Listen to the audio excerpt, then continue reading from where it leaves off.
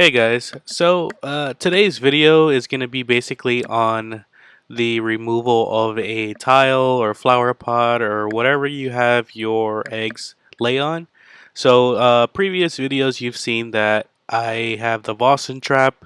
That's what happens, what you would use if your clowns have laid in a place where it's hard to get the eggs or hard to get it out, like a huge rock or the glass or the back wall or behind some giant coral, whatever the case may be. If you don't have the luxury of taking out something, you would use a tile. Pretty much what you're seeing right now is just my Bali Picasso's laying on the tile. This is about an hour's worth of footage sped up about 8 times, so it's down to about 2 minutes just while I'm introducing the video. So all in all, the beauty of having the clowns lay on something removable is it makes it so much easier. You don't run into the issue of having to stay up late and trying to catch the fry every 15-20 minutes and possibly damaging them while you're capturing them and all that stuff. So I do highly recommend a tile. It's just a lot easier, or a flower pot or something removable where it's easy to handle. You could get it out of the tank and there's no problems. So that's pretty much what this video is going to be about. And again, I want to just thank everybody for following. Huge shout out to Aqua TV. He did give me a shout out on his channel, which gave me a good amount of subscribers, which, as promised, now at the end of the video, I will give details on our giveaway for a free pair of clowns. Here we go. So the clowns are out. So now here's what I'm gonna do. Essentially, when you have a removable object, it, again, like I mentioned, it makes everything so much easier. You've seen me use this faucet trap here, and this is the trap that I use to catch the fish, catch them, dump them into the tank, and you've seen that whole thing go on there. So when you have a removable TP or tile, it makes it easier to handle everything during the same night. So essentially what I do is I grab the tile from the tank and I put it right into the tank that it's going to be housed in. As you can see, I have the egg crate blocking the top. So what I try to do is, in one swooping motion, just less than 4 seconds, grab the tile and put it in the tank. So if you followed my videos before, you know, prepare your tank 2 days before so it doesn't let all the salt form at the bottom. It's all mixed. There's no particles in there that shouldn't be in there. Water is clear. Everything. So again, if you haven't noticed yet, I am doing a voiceover on footage that I already did. I did notice that when I was recording this footage, you heard a annoying sound, and I just couldn't deal with it. I'm pretty sure no one else could deal with it. So essentially what I'm explaining here is, again, what I want to do is make sure the water is ready to go, heated, there's nothing on the bottom, there's no particles floating around, it's not super cloudy. Like you can see, it's just pure clear. You can see the other side of the tank. I am going to add 2 more gallons to this amount. This is just 5 gallons that you're seeing. And what you basically want to do is move the tile as fast as you can. There's going to be people that tell you don't expose the tank to, don't expose the eggs to anything, don't expose them to air. I used to do that, and I used to try to get a whole pot inside the water try to get the thing fully submerged, get the tile in there, lift it up, and I felt like I damaged them more just trying to do all that. It was just so much easier just to. I had a buddy who basically he's a breeder as well. I learned a lot from him, and he told me like, Lewis, I used to do that whole trying to submerge them, but then I noticed my eggs would turn pink the next day because I don't know, you try to be too careful and then it messes it up. Then somebody told me just grab the tile and put it in there and that's it. And after I did that, 100% of the eggs would come out within the same hatch night, or if not the next night. And that was a lot better than me trying to sugarcoat it and do it all nice and everything like that. So again, I might get some negative comments about this saying like don't do that, don't ever expose the eggs to air, but that's how I've been doing it for months now, and that's how I get all my eggs to hatch. Just basically not being too careful, which is something you shouldn't be doing or someone shouldn't tell you, but whatever works for you. The swooping motion from me grabbing it and putting it into the tank that you're seeing, it takes 3, maybe tops 4 seconds. My buddy that was doing it, he had to walk from one side of the room all the way to the other, which is, even if you're speed walking, like a 5-6 second walk. So it's a lot more, exposure to air. But basically, what happens is, as 9 o'clock, the lights shut off, they're on the timer. I remove the egg crate. I grab the tile. I get it pretty much almost up to the surface, like the eggs are still underwater, and then I kind of just say 3, 2, 1, grab it, and I put it into the water. And pretty much that's how I do it fast. Try not to have anything in the way. Know your route that you're going to go to. Know what tank you're going to. Make sure there's no lid or anything blocking the tank. Pretty much make sure you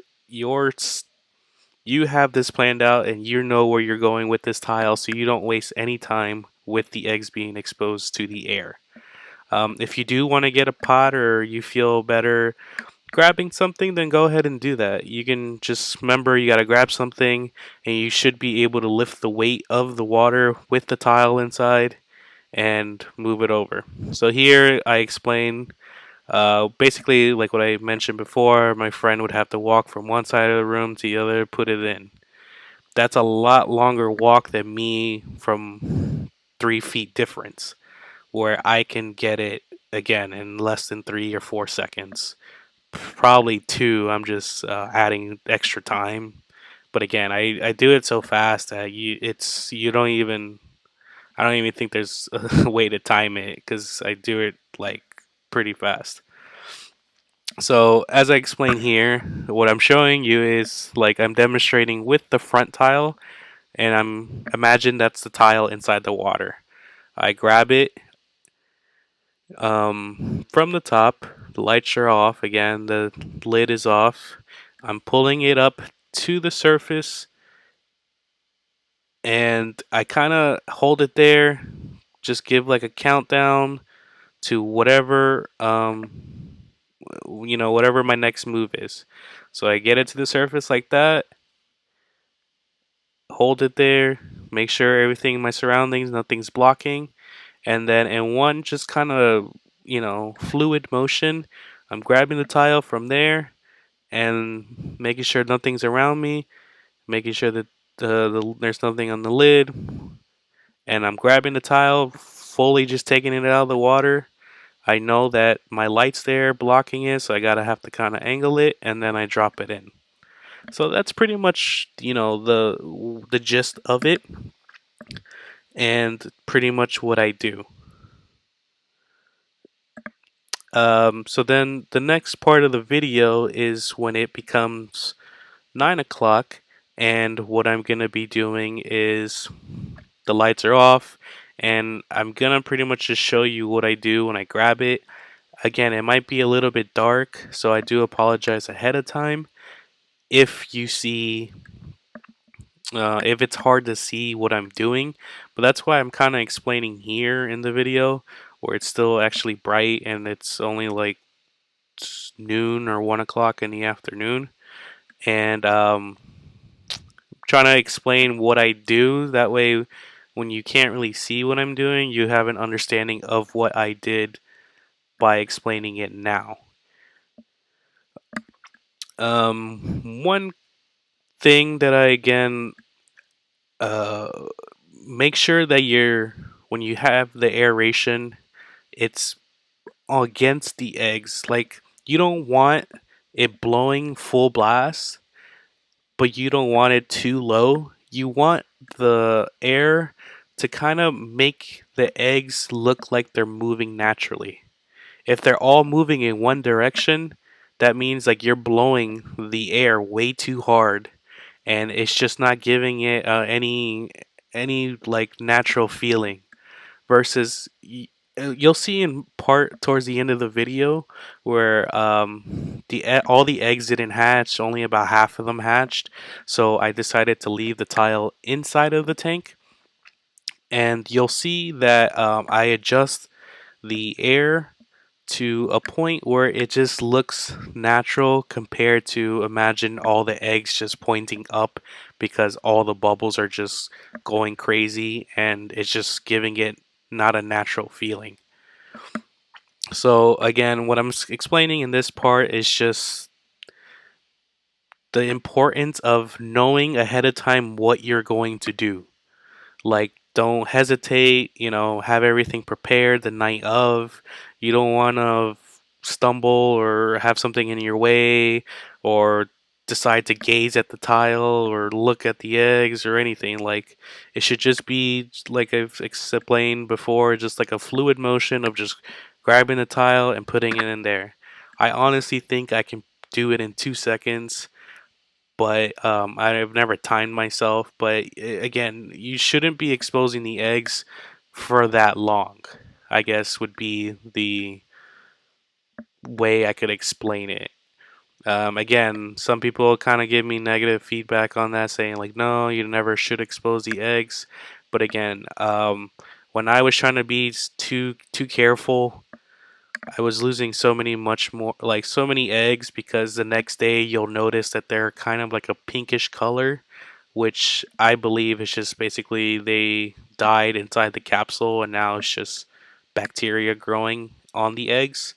And when I was trying to do it so perfect, it became worse than just, I don't want to say half-assing, but it just became easier when I just went for it. Like, I just said, screw this, just grab the tile and do it, Lewis. Because what do you have to lose? See what works for you. If you don't feel comfortable in doing that, then do it the way you should be doing it, which is again fully submerging something, grabbing it. But just be aware, like, that tank would be hard for me to have something fully submerged, and the weight of like a pot or something, and then trying to get it in there. So that's again where it becomes a little bit hard, but it's up to your discretion pretty much what you would like, what you want to do. Um, so the next thing that you should be pretty much, that you've seen my other videos, you kind of know. Again, prepare the water, have a good air stone on it, have good aeration, and then it'll kind of pick up pretty much where my other videos have left off if you did the Vossen trap. The Vossen trap, again, you just release them and the next day is day one. Or, I mean, well, it's technically at night, so the following morning is the beginning of your cycle. So you would treat this pretty much as you treat the trap. You've put the omega green in the water, you add your rotifers in the morning, you do all that stuff, and you pretty much prepare for a regular fry. So the only two differences between these video, again, one was using the Boston trap, is if you don't have the luxury of having a removable object and they're kind of stuck on a wall or stuck on a rock or whatever, But if you're gonna do this like uh, excuse me, if you're gonna do this commercially, is that how you say that word? I think so. If you're gonna do this as a business, pretty much, you're gonna want to separate the fish and put removable objects. If you're only doing this as a hobby, you just want to do the clowns as extra money or extra credit for a store or whatever your plans are or intentions are, selling them on Craigslist. It's okay to if you're only having one pair. As you can see, I have 5, working on getting a 6th pair, so it's easier for me just to get them on a tile. Excuse me. So we're pretty much gonna come up to right now the nighttime. So again, the next part of the video, it's pretty much the lights are gonna go out. It's gonna be 9 o'clock already. Um, the timer on the top is off by 2 minutes, so that gives you kind of an estimate of just how fast everything is. So what I'm gonna do is the egg crate is gonna be removed. Again, I'm gonna grab the tile, submerge it. Well, it's already submerged. Grab it, and then leave the bottom submerged until I'm ready to move it. And pretty much we're gonna get to that part of the video right about now. So again, here we have 9 o'clock. Lights shut off. I'm ready. Top is off. Preparing everything. I know where I'm gonna go. Got the aerator, added more water. I love the 7-gallon mark. I don't know, that's my number. I'm grabbing the tile, slowly pulling it out the water. It's kind of, submerged a little bit at the bottom. Grab it, and there you go. As you can see, it's pretty much one and done. I'm not wasting any time, anything. So this part of the part, what I'm doing now is I'm finding a angle as to where I feel comfortable with the eggs. I want to angle it so the eggs are kind of towards the top. They have an entrance, an exit on the back and the front, and the aerator can go inside and kind of graze against them. So basically, they have 2 ways to get out of that little hut, so to speak, and they can pretty much swim freely. So as you can see at the back, it's kind of hard to see, but I kind of put my index finger right where the eggs are. So I adjusted the angle. Obviously they were on the bottom, now they're on the side. That way I can slide in my little aerator, and I put the aerator right kind of grazing the eggs like I explained in the beginning of the video. Like you want a natural motion, not just a heavy blow against the eggs. You just want like a natural kind of swaying motion where it's not getting bothered and they're not like basically getting blown to bits. So what I'm gonna do now is I'm gonna close the little flaps that I have. And then the next part of the video, it's gonna be around midnight. That's when I came back home. And you're gonna see that not all the eggs hatched. If this does happen to you, it's okay. Just know that you can either leave the tile for another day, or you can grab the tile and put it back with the parents and they can take care of it. So as you can see here, now it's midnight. I'm checking in on the eggs. Back to what I was saying. If you do want to leave the tile there, I recommend it because if it was only like a little bit, like a few eggs, then it's okay to take it out. Kind of up to you. But if there's like too many eggs, I leave the tile because it'd be kind of sucks to take it out and then put it back and then not hit any of the fry. So I did get a question from Aqua TV, which basically summary. Hi, I was wondering if you had a video on transferring the eggs and if they're on a flower pot. How do you aerate the eggs once they're moved? And he goes on to say that he's worried about predators and stuff. Any advice on that you can give me in that area? So to answer Aqua TV, pretty much again, you want a nice aeration coming from the tank. I mean, coming from the air. As you can see, I move the air kind of to the bottom. The same thing would be with the flower pot. You can see how they're naturally just blowing against the eggs, and it's not furiously like blowing crazy where they're all up in one direction. If you do have a flower pot, it's okay to put the aerator inside. I like using rigged tubing because it keeps things in place. So you can see like half the eggs hatch because there are little fry swimming around. So just keep in mind that you put the a nice flow like maybe like a half inch in front of the eggs. That way they're just getting enough aeration where they're moving naturally. If it is a closed pot, it's okay to let the bubbles run against the fry, but just again not blasting.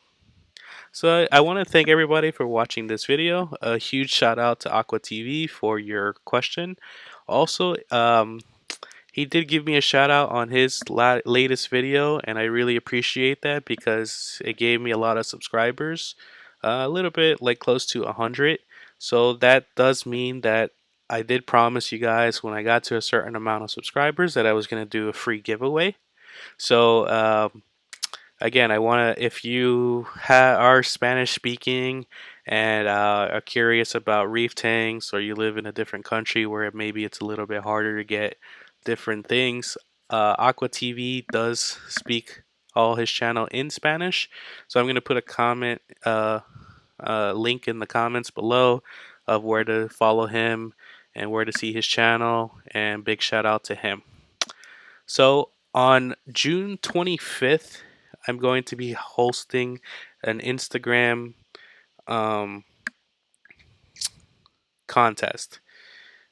So the date is June 25th. You're going to see a post for follow us on Aquology on IG. I'll probably going to put all the contest rules on there, but basically it's a thank you to my subscribers, people who have been following me, and um, you know, huge thank you to you guys. This channel would be pretty much nothing without you guys. So I really wanted to thank you guys somehow. So I do have a pair of Bali Picassos that I will be sending to one lucky winner. Um, Follow us on Instagram to get more info. But basically, if you follow us, you like the picture that I post, and you repost it, you have a chance to win a pair of Bali Picassos. Um, I am probably going to give you more entries if you follow us on Facebook and if you follow me on YouTube. But for the most part, it's those are the three ways to enter. But the contest is being through Instagram completely. I do apologize, but it's only to the US. I do appreciate anyone who does follow me, though. Hopefully, once I figure out this whole international shipping, then I can get more contests out, more thank yous. Once I figure out the law with shipping internationally and fish, because it's easy to overnight in America or parts of Canada just because it's, accessible. So I do apologize for that because the contest is US only, but um, doesn't mean you can't follow me for future updates. Again, thank you, thank you, thank you, thank you to everyone who watches my channel and subscribes. Again, I'll post the links of everything inside of the comment section. Where to follow us on Instagram, where to like us on Facebook, Subscribe to my channel. A link to Aqua TV. Um, in case you have any reef questions or any questions pertaining to saltwater aquariums. Again, he's more Spanish based, and but his channel is a great channel to watch if you do have questions. And he does speak English because you saw he had a question for me regarding aeration on clowns.